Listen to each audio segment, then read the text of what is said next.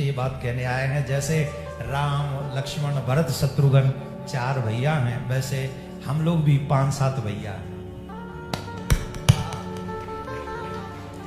और बहुत प्यारे, मैं इनको बहुत बड़ा होने के नाते, बड़ा मीन्स वैसे नहीं, एज में थोड़ा बड़ा हूं मैं इनसे, इनका विवाह भी करवाना है मुझे अभी। हाँ सच्ची में करवाना। ये सबको रोकते विवाह नहीं करना, विवाह नहीं करना। क्यों नहीं करना? असली ग्रस्त तो अयोध्या विवाह के बाद ही पता चलती है कि अब भैया अयोध्या शुरू। तो महाराज को भी करना, और आप सब जो जितने भी बैठे हैं विवाह करो, संख्या बढ़ाओ और भारत को अयोध्या बनाओ। विवाह भी ना करे तो ये वैसी काम तमाम कर देंगे। खूब बड़ा चकाचक हो जाए, जरा एक बार ऐसा चकाचक हो जाए। हाँ राधे राधे बोलना पड़ेगा, राधे ऐसे नहीं, जोर से बोलना पड़ेगा राधे। हमें तो ऐसा लगा तुम्हारी यहाँ कथा ज्यादा हो तो ना है। पहली बार है, पहली बार छतारी में पहली बार भया ना, इतना बड़ा। हाँ तबे जी हाल मुरझाए चेहरा परे। लेकिन तिलक विलक तो सबने लगा रख, महाराज जी ने सबको एकदम अच्छा ज्ञान दिया। खूब तिलक विलक लगा के आप लोग कथा सुन रहे हैं। आप पर हनुमान जी की कृपा न्योई न्योई बरसती रहे, खूब बरसती रहे। और काउ तो ऊपर लो चक्कर तो नहीं भैया, कोई चक्कर वक्कर तो नहीं ऊपर लो, जा पे ऊपर लो। हाँ मैया खड़ी हो जाओ। हाँ हाँ, और थोड़ा झूम के दिखाओ, झूम के। हाँ बैठ। हमने कहा था राम दरबार में झूम नहीं सका, तो बैठ गए। हम बागेश्वर धाम में कथा करने गए थे। भागवत का 7वां दिवस था, और भागवत का ऐसा महात्मा है कि भागवत सुनने के बाद भूत प्रेत जो सुनते हैं उनकी मुक्ति हो जाती। और बागेश्वर धाम में तमाम भूत प्रेत बांध के रखे हुए पेड़ों से, नारियलों में बंधे पड़े तमाम आत्माएं, जिनके पर्चा कट गए उनको समझो है वो कल्याण। महाराज जी ने बड़े बड़े भूत प्रेतों के पर्चे बना के वहां बांधा हुआ है। हमने पहली बार देखा बागेश्वर धाम में, जब 7वें दिन कथा कर रहे थे, तो कम से कम 25-30, आप लोगों ने अगर वो कथा सुनी हो, आप लोग तो थे वहां, 25-30 कथा पंडाल में ही झूम रहे। अब हमने सोची कहूँगा सुनोगे एक आध मुक्त हो तो हमारे संग वृंदावन चल पड़े। अब महाराज जी तो हैबिचुअल है वहां के। महाराज जी के तो वो जहां महाराज जी चाय पी में तो संग में बैठ के पी में। और आप लोग भी सावधान रहे ना, हाँ रज वज लेके जाया करो महाराज जी से, जिससे वो थोड़ा बचे रहो।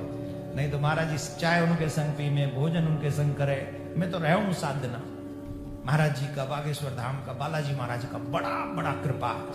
और धन्यवाद इस बात का है, मैं तो महाराज जी के लिए इस शब्द को कैसे बोलूं, सच्ची में अपना ध्यान किए बिना समाज की जो सेवा कर रहे हैं महाराज जी।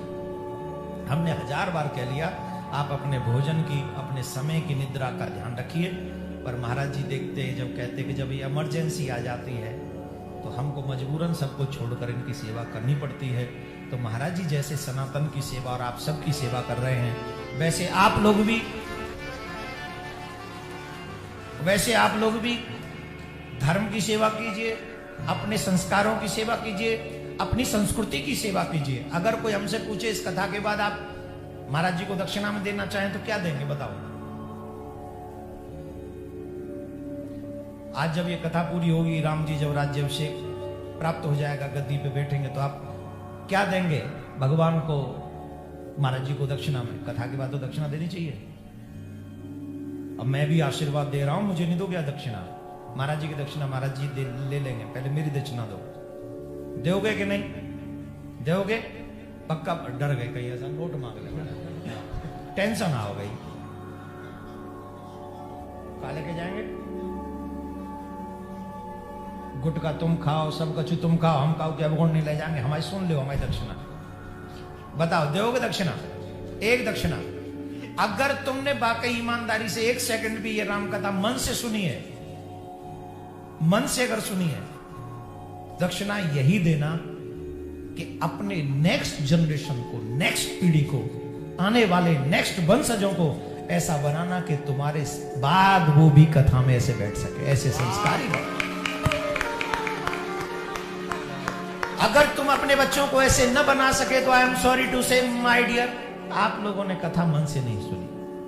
सनातनी वही है जिसके बच्चों के माथे पे तिलक, गले में कंठी, हाथ में कलावा, मुख में भगवान का नाम हो और यही उनकी पहचान हो। समझो हनुमान जी महाराज अवश्य कृपा करेंगे, बागेश्वर धाम सन्यासी बाबा अवश्य आपके ऊपर कृपा करेंगे। तो मैं पुनः महाराज जी को, मैंने 2 मिनट बोले थे, फिर भी बहुत समय हो गया और इधर संस्कार वालों का भी धन्यवाद है, इनको भी लंबा खींचना पड़ रहा है और हम चाहते हैं कि भैया आप सबका भी बहुत बहुत साधुवाद है, पूरी टीम का धन्यवाद है, आप सबको बहुत बहुत साधुवाद। और मुख्य जजमान रह गए हमारे, उनके परिवार को हम कुछ कह नहीं सकते, कह नहीं पाए मतलब, तो कह दें भगवान आपको इतनी सामर्थ्य दे कि हर साल आप महाराज जी को ऐसे बुला बुला कर यूं ही कथा का एक दिव्य आयोजन कराते रहे, चकाचक यूं ही होता रहे। शर्मा बनवारी लाल शर्मा जी अकेले क्यों खड़े हो? खर्चा तो तुम्हारी धर्म पत्नी नहीं करे होगो संगम में, है मांग के तो उनते लात होंगे कि ऐसे ही? हाँ आ जाओ आ जाओ, अरे वाह चुनरी अच्छी लग रही है आपको।